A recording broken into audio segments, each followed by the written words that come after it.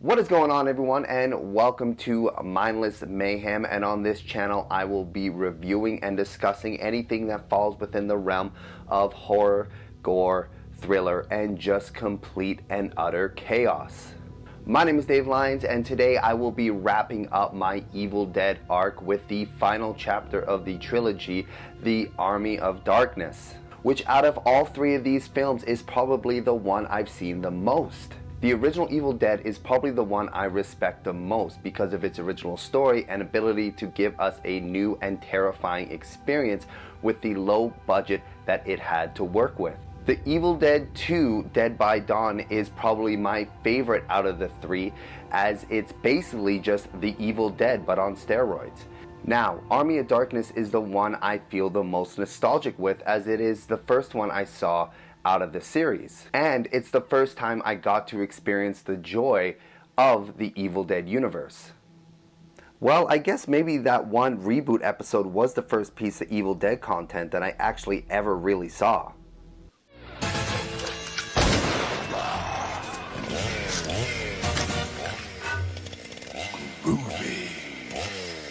I first saw this film when I was around 13 or 14 years old, and it wasn't my intention to see the third installment of a horror movie franchise, but the movie is called Army of Darkness, and it gave me no indication that this was a sequel. And honestly, I was first drawn into this movie just because of the box art of this film. Like, look at this. It's just a jacked dude with a chainsaw for a hand and a busty lady on his side, surrounded by an army of skeletons.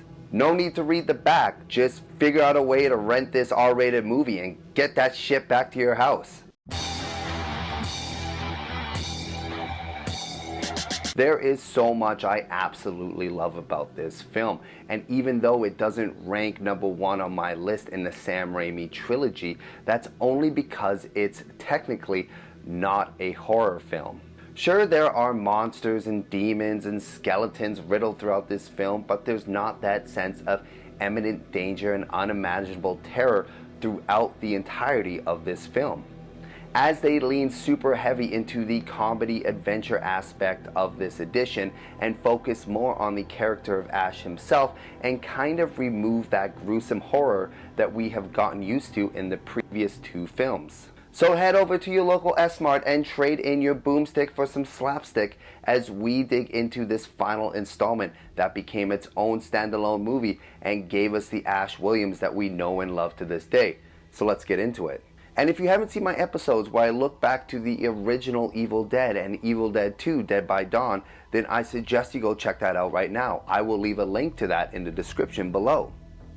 The film starts off with our hero in shackles being dragged across a desert landscape, as we get a nice narration from Ash himself informing us that he has been transported back in time to the year 1300 AD. Then we quickly get yet another recap story with a different actress playing the part of Linda, and we see Ash cutting off his own hand and being sucked back into a vortex and transported back into the Middle Ages. Jesus Christ, how the hell did he survive that fall? Look at his car, it got completely destroyed, but he made it out without a scratch? This movie's off to a good start.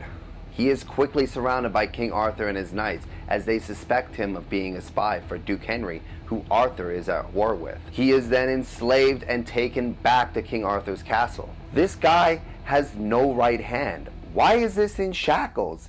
He could easily just break out. Nope, Dave, stop picking apart this movie. It's not going to do you any justice. Just shut off your brain and enjoy the ride. After being tossed into a death pit, Ash dispenses of 2 deadites and is then hailed as a hero and given a hero's welcome.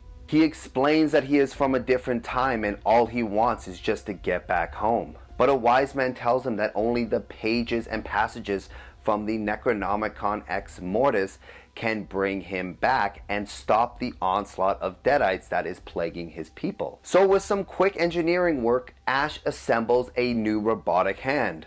Like, what? How did he do that? Ash then rides off to go and retrieve the Book of the Dead, and after a series of unfortunate events involving mini versions of himself and also evil versions of himself, Ash finally finds the book, but then immediately forgets the words needed to be spoken before taking it. So he just mumbles them along and really hopes for the best. Klaatu, Verada,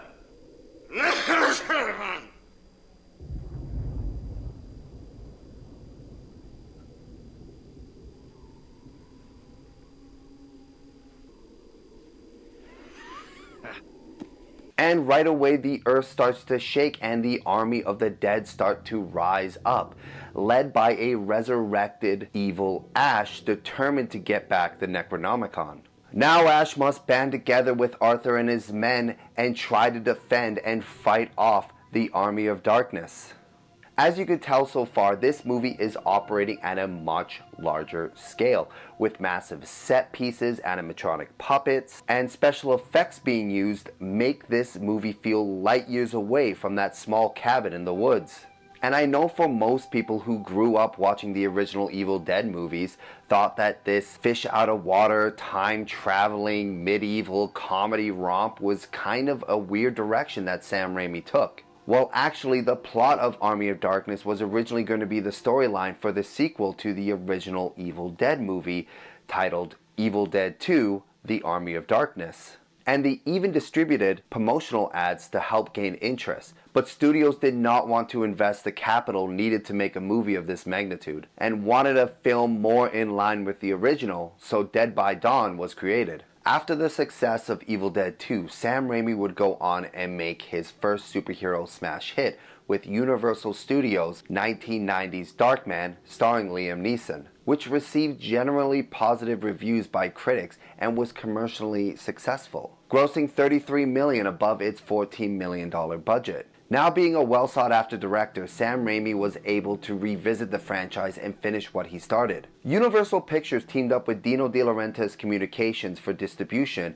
and Sam Raimi was able to obtain the $11 million needed to make this movie. To bring his vision to life, Sam Raimi brought back the talents of Robert Kurtzman, Howard Berger, and Greg Nicotero of K&B Effects Group, and they spearheaded all the practical effects work done on the Army of Darkness. These are the same brilliant minds that did all of the practical effects work on the last movie, Evil Dead 2, Dead by Dawn, and they would go on to do all of the practical effects work on the series The Walking Dead. And we really can't undersell the quality and sheer quantity of the visual effects used in this film. In a time where there was not much computer-generated effects being used in movies, this was a large feat to accomplish, with the large set pieces like the castles and windmills and graveyards, to the wide range of demons both flying and miniature, and even the large skeleton army battle sequence.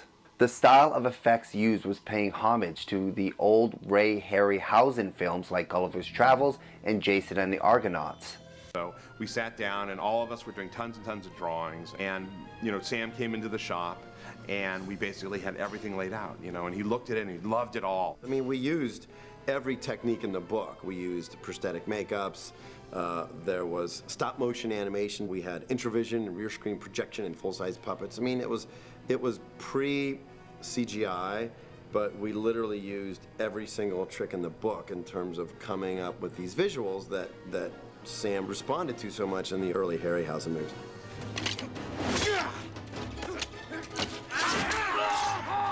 But some people were actually turned off by the crude special effects used of this time, as this movie was released in February of 1993. And it was getting compared to Terminator 2 Judgment Day that was released a little over a year before Army, and Jurassic Park that was released in the summer of '93. But with these films having much more seasoned directors at the helms and having budgets ranging from $60 to $100 million, I think Sam did an amazing job with what he had.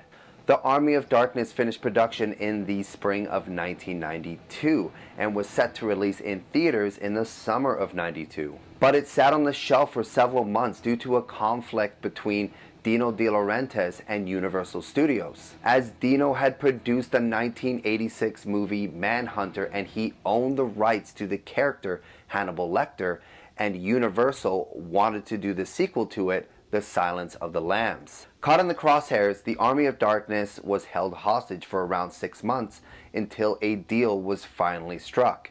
But that wasn't the only hurdle that the Army of Darkness had to leap before being released, as yet again the Motion Picture Association of America had a few issues with the final cut.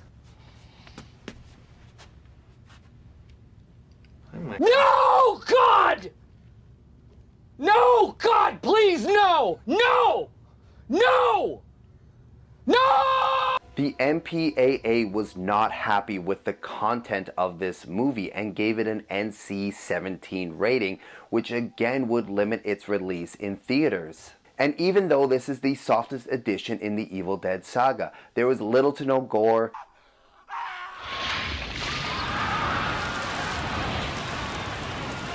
no swearing, Yeah, great. Get the fuck out of my face. and there are talking skeletons. Welcome back to the land of the living. I'll pick up a shovel and get digging. Many cuts had to be made and 18 minutes were shaved off the original edit, bringing this runtime down to only 81 minutes, and a new alternate ending even had to be reshot. We were a little cog like spinning around like this, caught between Dino De Laurentiis, who's a big producer, and Universal, which are no slouch, you know. So there you go. I lost a year of my life. What are you going to do? Finally, the lawsuit got resolved, and at that point, Universal got the movie, and then they started to interfere. They wanted to basically recut it. They didn't really understand it. They thought it was too long. They didn't respond to a lot of the funnier stuff. And essentially, it was the same guy, Bud Smith, the in-house editor over at Universal, who had taken over Darkman and butchered that, was in charge of, the recut of Army of Darkness. So weird things are going to happen when you really cut a movie down to its core. The original ending of Army of Darkness shows Ash trapping himself in a cave and taking the wrong amount of drops that would bring him back to his own time, oversleeping and waking up into a post-apocalyptic world. The review board saw this and thought that ending was a bit too dark, sad, and grim. The freaking movie is called Army of Darkness. What were you expecting? And why is an ending with Ash unloading shotgun shells into a possessed woman any better? Like, it's just so stupid. But besides all the changes and the massive delay in the movie's release, it still came out to be a great success, grossing $11.5 million in the US and $21.5 million worldwide, and it still holds a 73% approval rating on Rotten Tomatoes. And that's not just because it was distributed by Universal Studios, or that Sam Raimi made it, or that it was a direct sequel to Evil Dead 2. No, people wanted to watch this movie for one thing and one thing only, and that's Bruce Mother Trucking Campbell. This is a film where we see Bruce Campbell at his best and his portrayal of Ash Williams at its finest. And this is the Ash Williams that most people think about when they look back on the Evil Dead series. An arrogant and cocky buffoon with a chin built like a snowplow who just keeps making mistake after mistake and isn't even smart enough to remember 3 simple words. But he becomes lethally competent and self-assured at his job when his back is pushed up against the wall. Ash is front and center in this film, to the point where we never get a scene without Bruce Campbell being in it. From him being the brash hero, to him playing several mini versions of himself, to a confrontation with his doppelganger.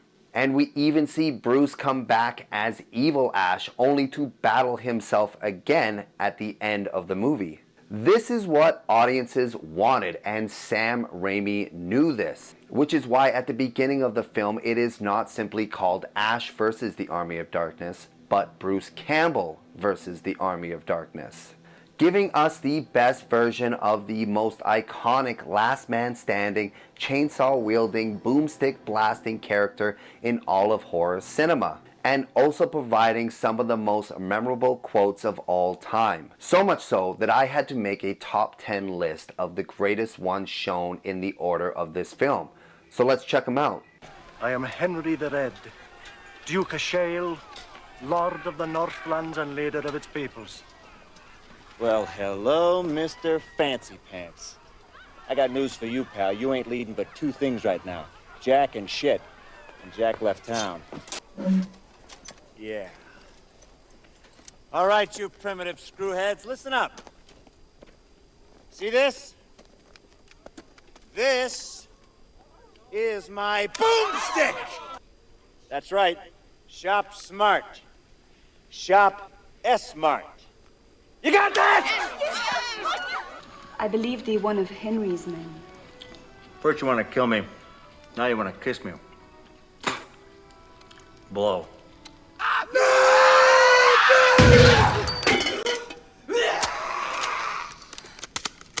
Yo, she-bitch. Let's go. Give me some sugar, baby.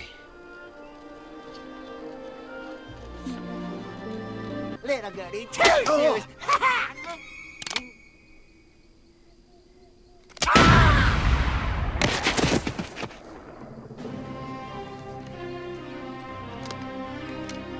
Good.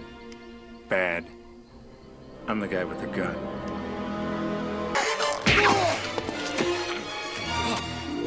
You found me beautiful once. Honey, you got real ugly. I'll swallow your soul! Come get some. Hail to the king, baby.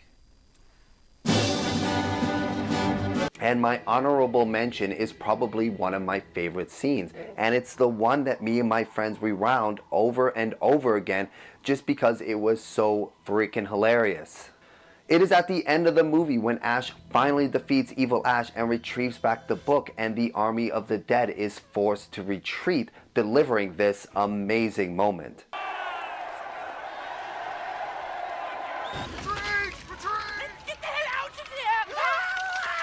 This movie is straight up awesome from start to finish, and what it lacks in gore, it makes up with Bruce Campbell's comedic performance and memorable moments done by using special effects. This is a movie that stands on its own and doesn't really require you to watch the previous films to fully enjoy it. Evil Dead 2 Dead by Dawn is my favorite Evil Dead movie, but Army of Darkness is my favorite Army of Darkness movie, if that makes any sense. This will conclude my review of the original Evil Dead trilogy, and I hope you all enjoyed it because I had a blast making these videos and looking back on this epic franchise. If you learned something new or you want to add some interesting facts that you think I missed, then please leave a comment down below. And if you are also enjoying this type of content, then please like and subscribe and stay tuned for more, and we will check you later.